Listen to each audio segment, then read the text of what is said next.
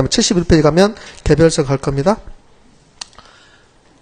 자, 오늘 앞에서부터 뒤에까지 막 연결시키고 있거든요. 그러면 이제 못 배운 것들이 몇 개 나왔어요. 자, 그러면 못 배운 것들을 간단히 해볼게요. 감가 요인은 내부적 감가와 예부적 감가가 있었다. 내부적 감가는 다시 물리적 감가와 기능적 감가가 있다. 예부적 감가는 무슨 감가? 경제적 감가. 그래서 감가 요인은 크게 두 개로 쪼개보면 세 개로 이렇게 나누는 겁니다. 토지를 평가하는 방법, 건물을 평가하는 방법, 이렇게 평가 방법이 있는데요. 토지의 평가 방법은 온가법, 그 다음에 거래사례 비교법, 그 다음에 공시지가 기준법, 수익환원법이 있다. 맞죠? 그래요. 됐습니다. 토지는 부정성이라는 특성 때문에 온가라는 개념 존재하지 않고 생산비라는 게 없습니다. 그래서 그러면 토지는 원칙적으로 온가법으로 평가할 수 있다 없다? 없다. 조성지 밀입지는 가능하다. 그런데 우리나라 감정평가 규칙에서는 토지를 평가할 때 뭘로 한다? 공시지가 기준법. 되셨습니까? 그 다음에 무슨 해수? 우리 해수가 아니라 무슨 해수? 영가해수. 영가해수. 선생님 영가해수가 뭔데요? 아직 몰라도 상관없어. 그냥 영가해수 하시고 다니는 거예요. 영가해수. 영가해수 하시고 다니는데, 그런데 이제 3월달 되면 제가 영가해수에 대해서 간단하게 아주 자세히 설명할 거란 말이에요. 3월달까지 앞으로 2달 남았는데 3월달까지 그것을 계속 영가해수만 하고 다닌다. 그분도 무던한 분이지. 궁금하지도 않을까? 영가해수 하면서 궁금하면 거기서 내가 찾아보겠다. 나 같으면. 그래 3월달까지 기다려? 그래서 말도 안 되는 거야. 제가 영가해수만 던지면 여러분은 3월달까지 영가해수가 무슨 뜻인지 스스로 깨우쳐 보라는 소리입니다. 무슨 말 됐죠? 이제 자 71페이지 가면 개별성 나왔답니다. 자, 개별성 갑니다. 개별성. 여러분하고 제가 다르죠? 그게 개별성입니다. 모든 토지는 다르다. 그게 개별성입니다. 필지별로 다 달라요. 해운대구 1번지 토지하고 2번지 토지가 다르다. 그게 개별성. 같은 토지는, 이 세상에 같은 토지는 존재하지 않는다. 개별성. 그러면 바꿔 쓸 수 없다. 그래서 비대체성 그래. 다 다르다. 비동질성, 비대체성, 이질성 그래. 이질성. 대체성, 이질성. 이질성은 중요성이 없고 비대체성이란 말이 중요합니다. 토지는 물리적 측면에서 다 다르다. 개별성. 그래서 물리적으로는 바꿔 쓸 수 없다. 비대체성. 이렇게 표현한다는 소리예요. 자, 그러면 물리적 측면에서 건물도 다 다를까요? 물리적 측면에서 건물도 다 다르겠습니까? 그러죠. 건물도 다 달라요. 여기서 토지가 물리적 측면에서 다르다는 소리는 A 토지, B 토지가 면적 달라요, 위치 달라요, 접근성 달라요, 집안 달라요, 고조 달라요, 뭐 이런 것들이 다르다는 소리입니다. 그러니까 한 가지만 아니라 여러 가지 측면에서 같은 것은 존재하지 않는다. 면적은 똑같을 수 있어. 면적은 똑같을 수 있는데 그런데 집안 상태가 다를 수 있어. 어떤 토지는 사각형, 어떤 토지는 삼각형. 근데 면적은 똑같아.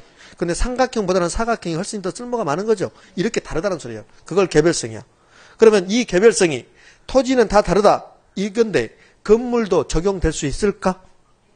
건물도 적용됩니까? 예, 적용됩니다. 건물도 엄밀하게 보면 다 다르다는 소리예요. 선생님, 301호하고 302호는 똑같은데요.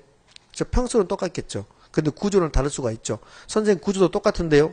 301호와 302호는 1조 시간이 다를 수 있어요. 301호는 아침부터 햇살이 들어와. 근데 302호는 해 질무렵만 들어와.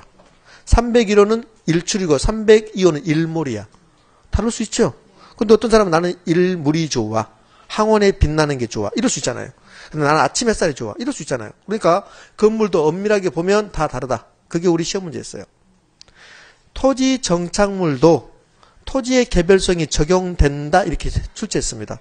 토지 정착물 건물이거든요. 그러면 건물도 개별성이 적용된다는 소리는 건물도 물리적 측면에서는 엄밀하게 다 다르다. 이 소리예요.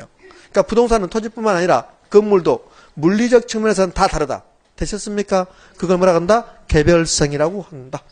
자, 그러면 개별성은 토지의 대체에 관한 특성이에요. 토지의 대체. 토지의 대체도 두 가지로 볼 수 있습니다. 물리적 대체라는 게 있어요. 물리적 대체는 물리적 대체가 가능하다는 소리는 똑같은 토지가 존재한다는 소리예요. 존재한다. 해운대구 1번지 토지하고 평수, 크기, 고저, 집안 상태, 지질 상태 똑같은 토지가 이 세상에 존재한다, 존재하지 않는다. 존재하지 않는다. 저하고 똑같은 사람 존재합니까? 존재하지 않지. 저하고 똑같은 사람 존재하지 않습니다. 키는 똑같은 사람이 존재할 수도 있을 겁니다. 그렇죠?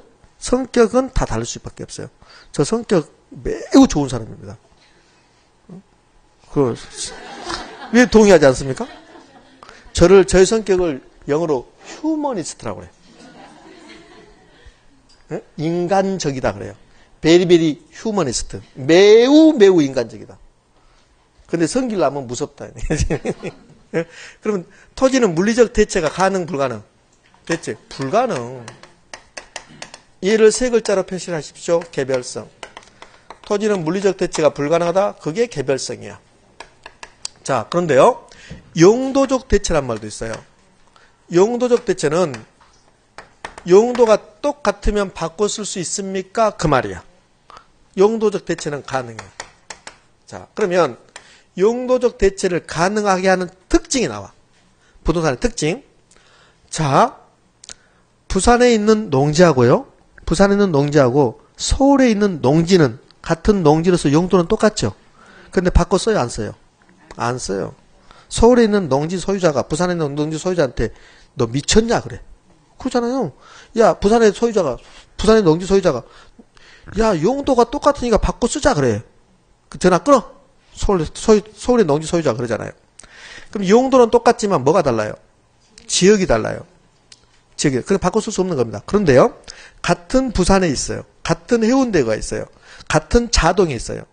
근데 똑같은 농지래요. 평수도 200평이래요. 그럼 바꿔 쓸 수 있겠죠? 맞잖아요. 같은 지역에 같은 농지면 바꿔 쓸 수 있잖아요. 그렇지. 그것을 용도적 대체라고 그래.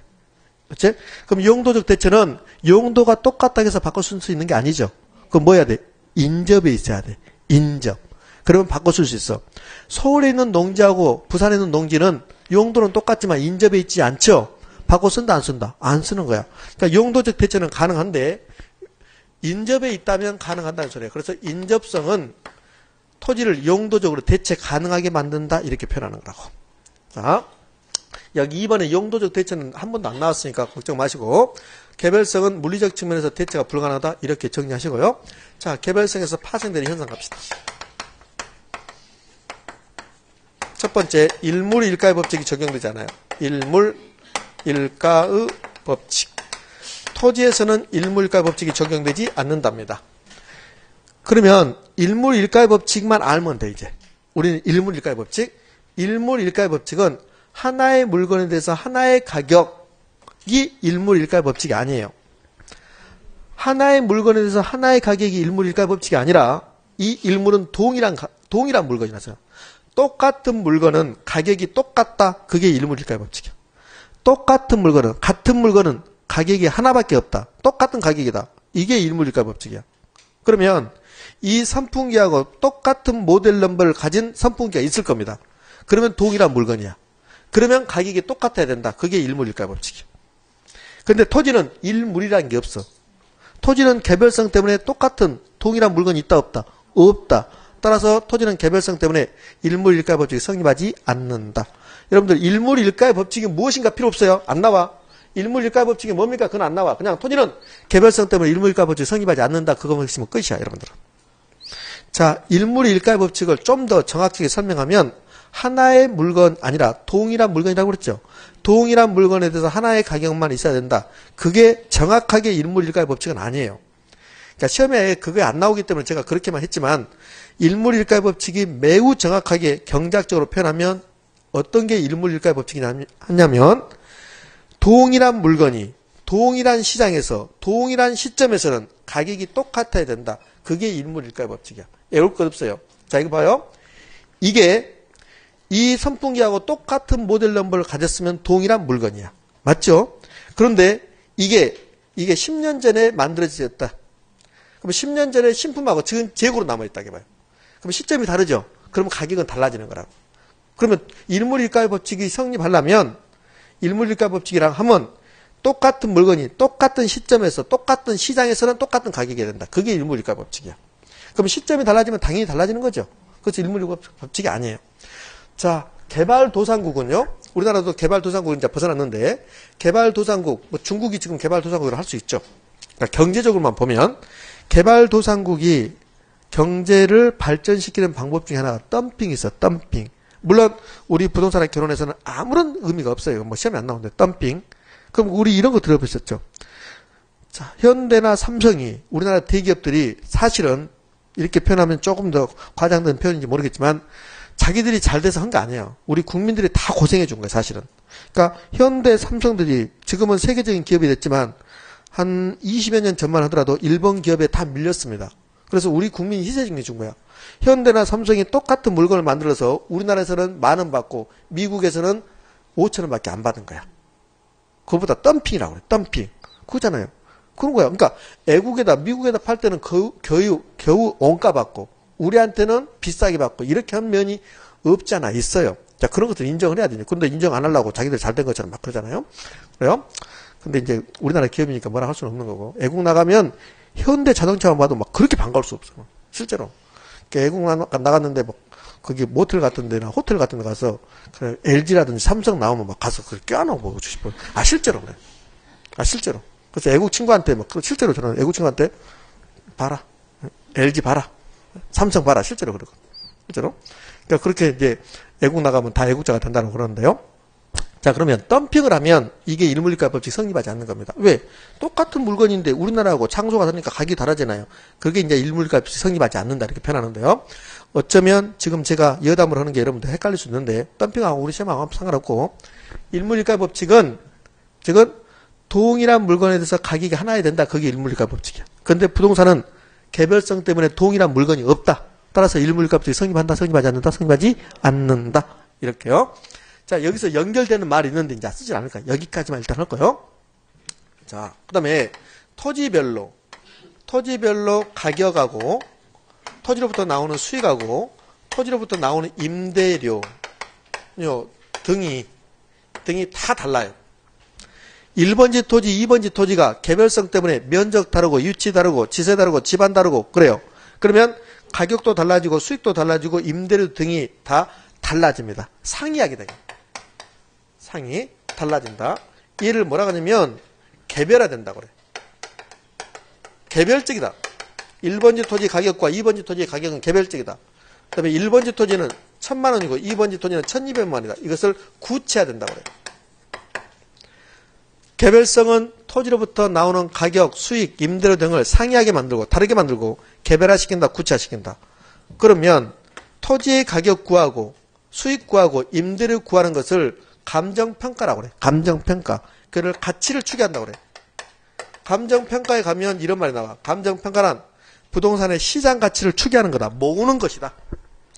그것을 가치 추계라고. 얘가 감정평가야. 그러면 우리나라 토지가 다 똑같다면 감정평가의 필요성은 없어지는 겁니다. 다 똑같으면 하나만 평가해놓으면 그걸로 끝나는 거지. 그래요?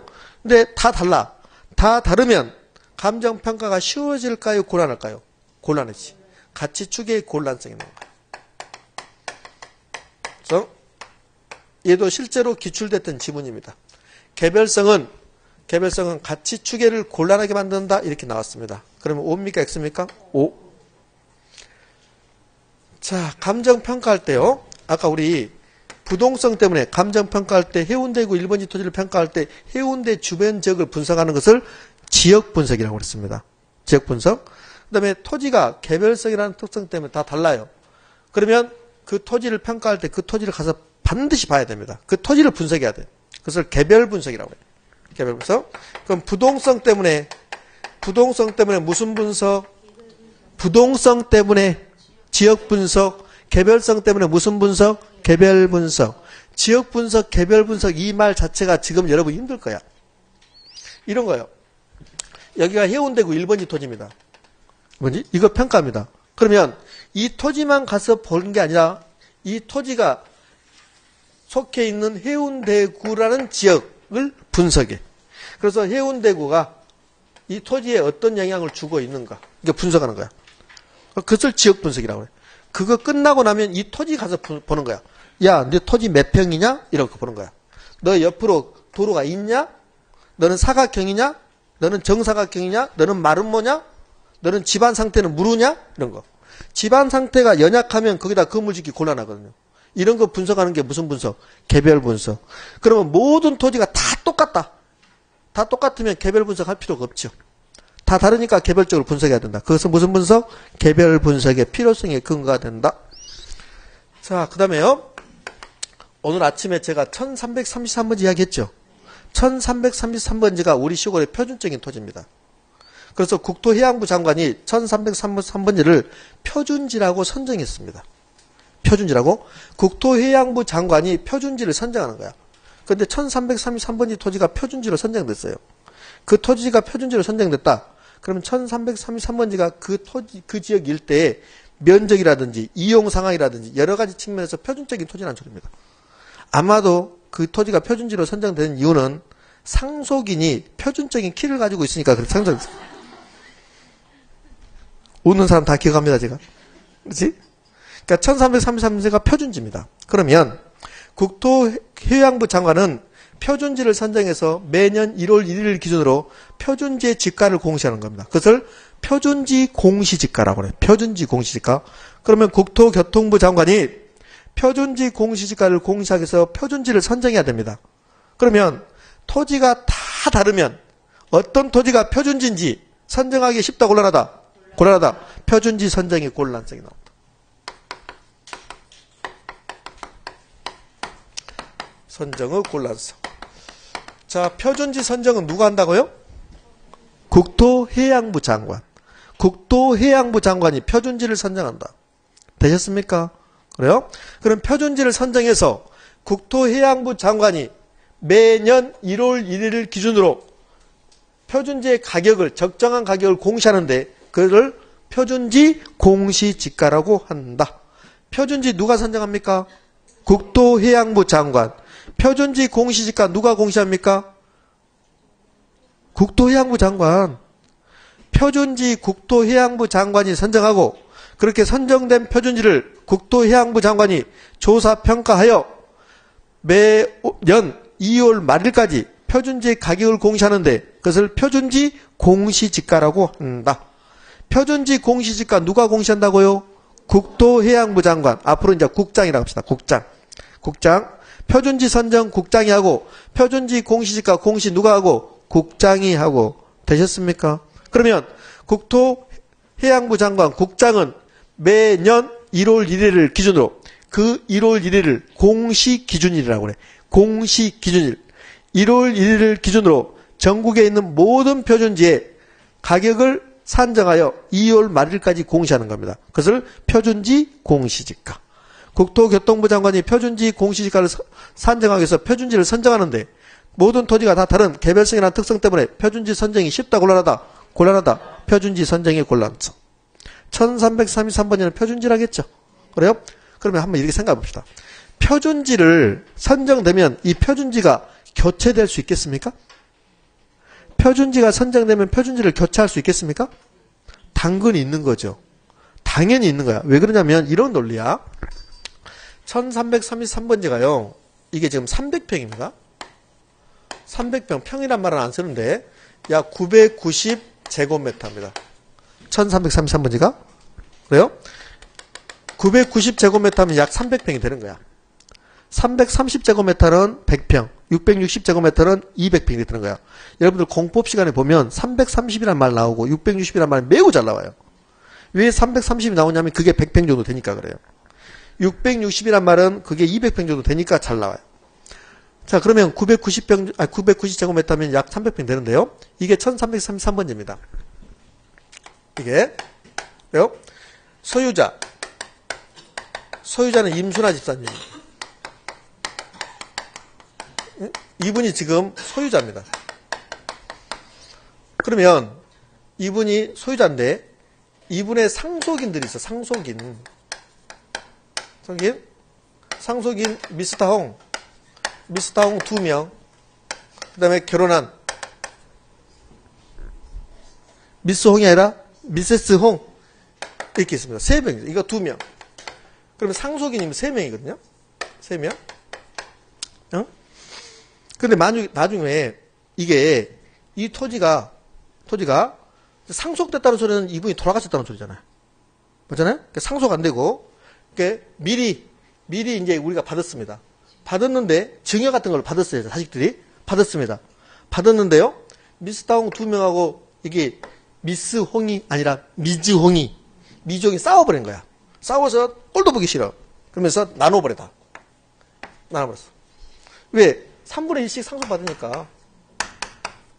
이거 상속받잖아요. 그러니까 나눠버려요. 나눠버리면 그러면 이제 100평씩 나눠 가져온 거야. 그럼 100평씩 나누면 1333번지, 1333-1번지, 2번지 이렇게 되는 거야.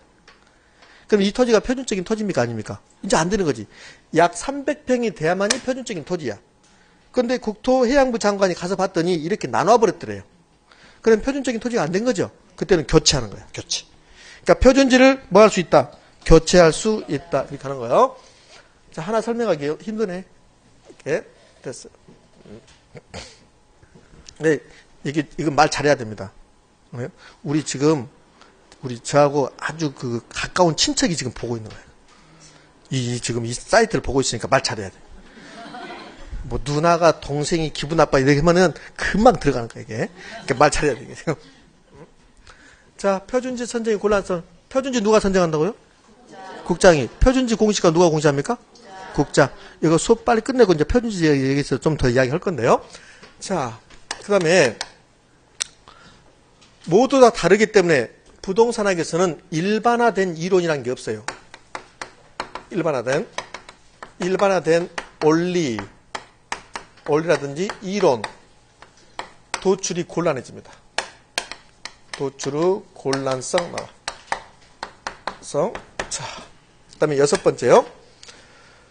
사실은 개별성에서 가장 중요한 말은 B자랍니다. B자. 이 B자가 개별성에서 가장 중요해요. 그래서 개별성에서 B자를 5개를 기억하셔야 되는데 하나 나왔습니다. 비대체성이라고. 그래서 여기 이제 6번에 B자가 쏟아지는 거야. 그래서 6번에서 B자가 4개가 쏟아져요. 첫 번째, 상품의 비표준화입니다. 그러면 저기 있는 선풍기처럼 모델 넘버가 똑같으면 다 똑같게 나오는 거야. 그러면 그게 표준적인 상품이야. 규격화된 상품이야. 근데 토지는 개별성 때문에 다 다르다. 그 상품의 비표준화 이렇게 보는 거야. 그다음에요. 시장의 조직성이 없어요. 시장의 비조직성이야. 비조직화. 도매상, 소매상 이런 게 존재하지 않는다는 소리고. 그다음에 거래의 비공개성이야. 샀다 팔았다 떠들지 않는다. 거래의 비공개성. 정보의 비대칭성. 사는 사람, 파는 사람 정보가 달라. 정보의 비대칭성 이렇게 표현하는 거예요. 자, 이게 B자입니다. 근데 1번, 2번이 잘 나와. 뭐? 상품의 비표준화 B자고 시장의 비조직화 B자고 이렇게 상대적으로 여기 3번은 좀 떨어지고 4번은 잘 나오지 않고 그래요. 자, 이 정도가 개별성에서 여러분들이 기억하셔야 될 겁니다. 그래요? 하나 더. 매우 중요한 거 안 했습니다. 미안합니다. 7번. 7번은요. 토지의 공급으로 갑니다. 이 세상에 해운대구 1번지 토지하고 같은 토지 있다 없다? 없다. 그러면 부동산 공급은 엄밀하게 보면 딱 혼자 공급하는 겁니다. 왜? 해운대구 1번지 토지를 공급할 수 있는 사람은 해운대구 1번지 토지 소유자밖에 없어요. 그걸 토지 공급의 독점화라고 그래요. 독점화. 공급은 독점화입니다. 자, 이 정도가 개별성에서 파생되는 현상이고요. 자, 그 다음에 이제 책 보고 하는 겁니다. 71페이지 5번 인접성 갑니다. 인접성에서 여러분 기억하실 거 6번 가봐요. 6번. 인접성의 마지막 6번. 부동산의 용도적 측면에서 대체 가능성을 존재케 한다 나왔나요? 그게 여기 있네. 이거. 그 다음에는 우리 인접성에서 중요한 말이 지금 1번부터 6번까지 나왔는데요. 인접성에서 가장 중요한 말은 지금 크게 안 써놨는데 물론 저기 해설에 있긴 있는데요. 예부 효과를 쓰십시오. 예부 효과. 인접성에서 가장 중요한 게 예부 효과입니다. 거기 뭐 협동적 이용을 필요화시킨다. 경계 문제, 지역 분석을 필요화시킨다. 그건 별로 의미가 없고요. 인접성에서는 예부 효과고 그다음에 5번 개발이익의 한수의 논리 나왔습니까? 논리 근거 거기까지만 체크합니다. 지금 설명 안 할 거고 이제 넘어가 봅니다. 여기까지가 토지의 자연적 특성이고요. 그 다음에 넘어가서 72페이지의 토지의 인문적 특성입니다. 인문적 특성은 용도의 다양성, 병합 분할 가능성, 그 다음에 73페이지에 사회적, 경제적, 행정적 유치 가면성, 73페이지 하단부의 국토성 이렇게 나왔는데 뭐 국토성은 별로 의미가 없고 토지의 인문적 특성에서 우리가 살펴봐야 될 게 용도의 다양성입니다. 용도의 다양성만 살펴보면 그걸로 끝나요. 나머지 것들은 큰 의미가 없습니다. 자, 그러면 이제 우리는 용도의 다양성 갑니다.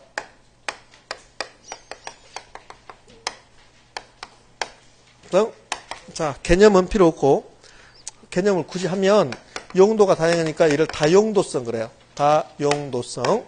그 다음에 용도가 다양하면 늘 바뀔 수 있어요. 그래서 변용성 그래요. 그 다음에 용도가 다양하면 어떤 토지에 대해서 두 가지 이상의 용도가 막 싸워요. 해운대구 1번지 토지가 있는데 이 1번지 토지가 상업용으로 이용할까 주거용으로 이용할까 막 싸운다는 소리예요. 그래서 용도 경쟁한다고. 용도 경쟁이 이루어지고 용도가 다양하면 늘 용도가 전환될 수 있어요. 용도 전환이란 말이 용도의 다양성에 다 숨어 있는 겁니다. 용도 전환이 가능해요. 용도가 전환 중에 있는 토지를 뭐라 그러더라? 후보지 이행지. 그러면 후보지 이행지는 결국은 용도의 다양성에서 파생되어 나오는 거야. 후보지 이행지는. 자, 그러면 용도의 다양성 때문에 파생된 현상은요. 용도가 1000개가 되면 그 1000개의 용도 중에서 어떤 용도를 이용하는 게 최고 가치를 창출하는 이용인가? 이거 따져봐야 되겠죠. 그것이 뭐예요? 최유효 이용입니다. 그러니까 용도의 다양성에서 파생된 현상 중에서 1번 타자가 최유효 이용입니다. 최유효 이용을 모색해야 되는데 최유효 이용이 나오면 부동산의 특성 두 가지를 기억하시는 겁니다. 뭐? 용도의 다양성. 그 다음에 용도의 다양성하고 또 무슨 특성이 있었을까? 부정성이죠. 부정성. 증가시킬 수 없으니까 부족하니까 어떻게 이용하는 게 최고 가치를 창출하는 이용인가? 이거 생각이 한다고 그랬죠? 부정성 할 때 최유효 이용 했습니다. 왜요? 이 부동산의 특성을 설명할 때 매번 미안합니다. 왜요? 너무 힘들게 하는 것 같아. 어쩔 수 없어요. 맞아야 되니까. 미리 맞을 거니까 너무 힘들어하지 마시라고. 또 할 거니까. 또 계속 할 거니까. 자, 두 번째. 용도의 다양성, 용도가 1000개랍니다. 용도가 1000개면 가격도 몇 개일까? 1000개. 그것을 가치 다운론, 가격 다운론.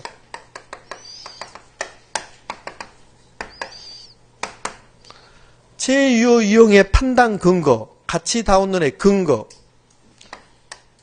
용도가 다양하면 다른 용도로 용도 전환할 수 있습니다. 그것을 무슨 공급? 용도적 공급. 그러면 용도적 공급이 가능하고 용도적 공급이 가능하면 토지가 부족한 문제를 조금 완화시킬 수 있어요. 택지가 부족하다. 근데 택지를 없는 것을 새롭게 만들 수는 없죠. 용도 전환할 수 있죠. 용도가 다양하니까 용도적 공급을 통해서 택지 부족 문제를 완화시킬 수 있어. 희소성을 완화시켜준다. 희소성은 완화.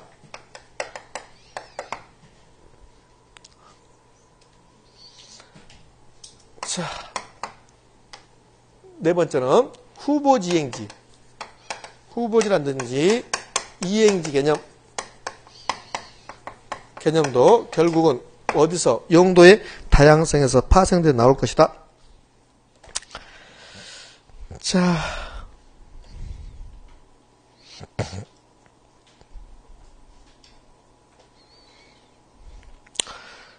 용도의 다양성에서는 이 정도 하시면 되는데요. 거기 3번 이행과 전환을 가능케 한다. 그게 용도적 공급입니다. 그 다음에 4번 창조적 이용 가능성 의미가 없습니다. 없고 뭐 그 정도를 하시면 될 것 같고, 그 다음에 2번 병합 분할 가능성, 분합성이라고 합니다. 분합성. 분합성은 1번 용도의 다양성을 지원하는 기능을 가지게 한다. 이 정도 기억하시는데요. 자, 이런 말입니다. 병합 분할 가능성에서 용도의 다양성을 지원한다. 이런 말이거든요. 토지가 이렇게 하나 있습니다. 그런데 이렇게 된 토지입니다. 1번지 토지하고 2번지 토지 이렇게 있습니다. 쓸 것도 그냥 보시면 금방 알아요. 그러면 1번지 토지, 2번지 토지가 너무 협소해서 건물을 지을 수 없습니다. 그래서 얘를 병합했대요. 병합했더니 건물을 지을 수 있답니다. 그럼 용도가 다양해진 거죠. 그러니까 병합 분할 가능성은 용도의 다양성을 더욱더 다양하게 만든다. 그런 말입니다. 그래서 용도의 다양성을 지원을 하는 기능을 가지게 된다. 그 정도 하시면 됩니다. 그 다음에는 뭐 이상한 말들이 나오고 73페이지 상담을 보면 규모 경제가 발생되면 플로테지 현상이 또 발생한다. 지금 할 필요 없습니다. 그 다음에 3번 사회적 경제적 행정주체의 가변성 나왔습니까? 자, 그거 지금부터 설명할 겁니다. 이 사회적 경제적 행정주체의 가변성을 사회적 경제적 행정적을 생략하고 유치 가변성이라고도 표현해요. 유치 가변성. 자, 제가 부동산 특성 공부하기 전에 자연적 특성, 인문적 특성 나눴습니다. 인문적 특성, 용도의 다양성, 병합 분할 가능성, 위치의 가변성 이렇게 썼어요. 그 위치의 가변성이 사회적, 경제적, 행정적 위치의 가변성이에요. 이게 상대적 위치가 가변적인 거야. 상대적 위치가. 그러니까 어떤 토지의 사회적 위치, 사회적으로 쓸모, 경제적 위치, 경제적으로 쓸모, 행정적 위치, 행정적으로 쓸모는 늘 바뀐다. 그것을 사회적, 경제적, 행정적 위치의 가변성이라고 표현해요. 그러면 그게 무슨 말인지 지금부터 설명할 건데요. 자, 이런 토지가 있는데 이 토지의 쓸모는 늘 바뀌어요. 아까도 얼추 설명했는데요. 그러면 이 토지의 쓸모가 바뀐다, 위치가 바뀐다 그러거든. 절대적 위치입니까? 상대적 위치입니까? 상대적 위치야. 그러면 이 토지 옆으로 이렇게 도로가 났습니다. 도로가 나면 이 토지의 쓸모가 바뀌죠. 그런데 이 도로는 경제적 위치를 바뀐다고 그래. 경제적 위치. 그러니까 도로라든지 철도라든지 교통수단이 바뀌면 이 토지의 쓸모가 바뀌는데 그에는 경제적 위치가 바뀌었다고 그래. 경제적 위치가. 자, 하나 더 해봅시다. 이 토지가 개발 제한구역이 있었습니다. 그런데 개발 제한구역이 해제됐습니다. 그러면 건물 지을 수 있죠? 그러면 행정적으로 규제가 완화된 거라고. 그것을 행정적 위치가 바뀌었다고 그래. 행정적 위치가. 그 다음에요. 이 토지가 해운대구에 있는데 근데 해운대구의 일대 인구가 갑자기 증가해요. 인구가 증가하면 이 토지의 수요가 증가할 수 있죠. 그런 것을 사회적 위치가 변했다고 표현합니다. 그 다음에 주변에 학교가 막 들어와. 여기 학교 같은 거 들어오고 공원이 들어와요. 학교 들어오고 공원 들어오면 그러면 사회현상이거든요. 사회현상. 그러면 사회적 위치가 바뀌었다고 그래. 그러니까 결국은 사회적 위치, 경제적, 행정적 위치는 이 토지를 에워싸고 있는 여러 가지 현상들, 사회적 현상, 경제적 현상, 행정적 현상이 바뀌면 이 토지의 쓸모가 바뀐다. 늘 바뀐다.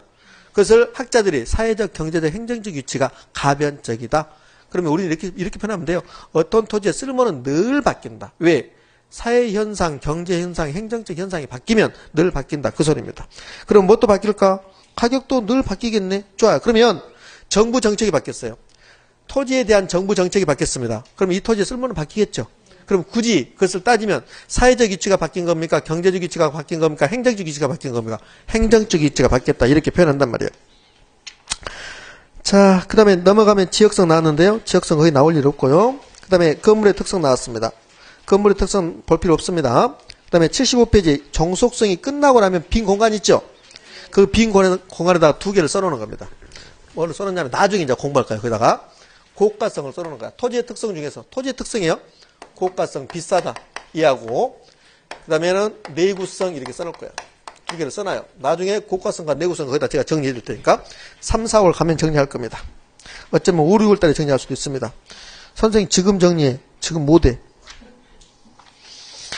자, 이렇게 하면 부동산의 특성이 끝났는데요. 자, 그러면 오늘 공부한 내용 간단하게 정리하고 수업을 끝내도록 할게요. 오늘은 토지의 분류를 했습니다. 토지의 분류에서는 여러분들이 다 할 수 있으니까 제가 특별하게 말할 것도 없고요. 그 다음에 부동산의 특성을 했습니다. 매우 디테일하게 매우 자세히 했습니다. 부동산의 특성, 토지의 특성과 건물의 특성을 나눠볼 수 있는데요. 건물의 특성은 별도로 공부할 거 없고 토지의 특성이 이꼬로 부동산의 특성이다. 자연적 특성과 인문적 특성으로 나눠지는데 자연적 특성이 예외 존재한다, 존재하지 않는다? 존재하지 않는다. 부동성, 부정성, 영속성, 개별성, 그 다음에 인접성이 있었습니다. 지역이란 말 나오면 아니요. 부동성이란 말 나오면 지역이다. 지역. 토지의 위치는 절대적 위치와 상대적 위치가 있는데 절대적 위치는 고정되어 있다. 부동성. 상대적 위치는 늘 바뀐다. 그걸 위치의 가변성. 정확하게 쓰면 사회적, 경제적, 행정적 위치의 가변성. 되셨죠? 상대적 위치는 쓸모, 유용성, 가격이다. 그래서 상대적 위치는 늘 바뀐다. 절대적 위치는 지리적 위치, 물리적 위치가 언제나 고정되어 있다. 해운대기 1번지 토지. 따라서 부동성에서 파생되는 현상은 지역이란 말 나올 텐데 부동산 활동, 부동산 현상, 부동산 시장을 지역화시킨다. 국지적으로 만든다. 부동산 시장을 지역별로 부분 시장으로 만들고 어느 지역은 초과 수요, 어느 지역은 초과 공급이 지속될 수도 있고 부동산 수요 공급의 상태, 시장의 상태, 그 다음에 가격, 경기 변동의 상태를 다 다르게 만든다. 그 다음에 위치 가격, 위치지대, 입지 선정의 중요성, 부동산 가격을 소유권 기타 권리기 가격으로 만들고, 그 다음에는 부동산 시장을 추상적이고 구체적이고 지역적으로 만든다. 불안전하게 만든다. 됐습니까? 예부 효과, 정예부 효과, 부예부 효과. 부예부 효과가 발생했다. 그러면 경제적 감가, 적합의 원칙에 위배. 되셨죠? 이러한 것들이 부동성에서 파생되는 현상. 부증성, 비생산성, 토지의 공급은 물리적 공급과 용도적 공급으로 나눠지는데 물리적 공급 증가가 불가능하다. 부증성. 용도적 측면에서는 그 공급이 가능합니까? 용도적 공급. 용도 전환을 통해서 용도적 공급이 가능하다. 조성지, 매립지.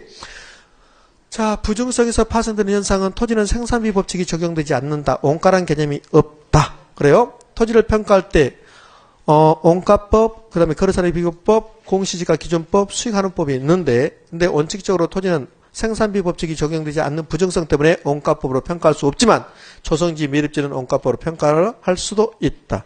우리나라 감정평가 규칙은 토지를 평가할 때 무슨 방법을 한다? 공시지가 기준법. 건물은 뭘로 할까? 건물 원가법. 그게 작년에 시험 문제였어요. 건물을 작년에 거래사례 비교법으로 평가한다고 작년에 냈다고. 작년에 공부했으면 다 기길 텐데. 자, 됐습니다. 자, 그 다음에 이제 부증성에서 파생되는 현상은요.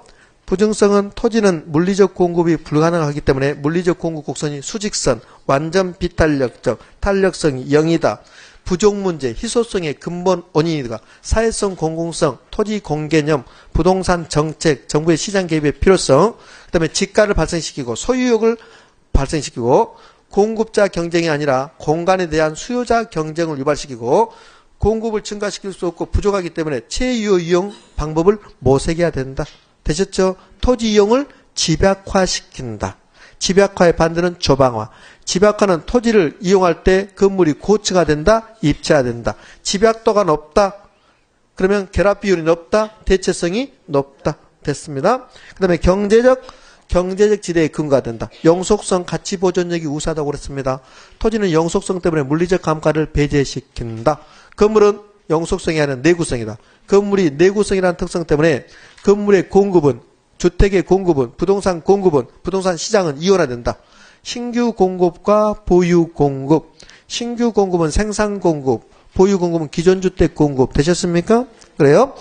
자, 그 다음에는 영속성은 가치 보존력이 매우 우수하다.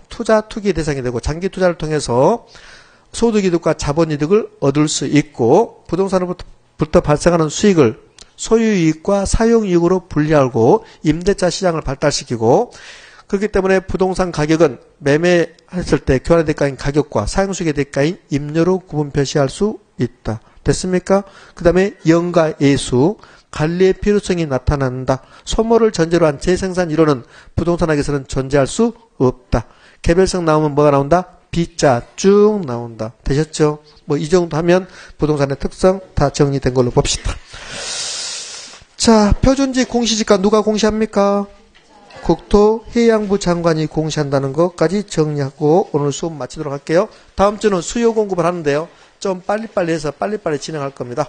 자, 오늘 반드시 해서 오늘 공부한 내용, 지금까지 2주 공부한 내용 점검할 것 되셨죠? 예, 수고하셨습니다. 예.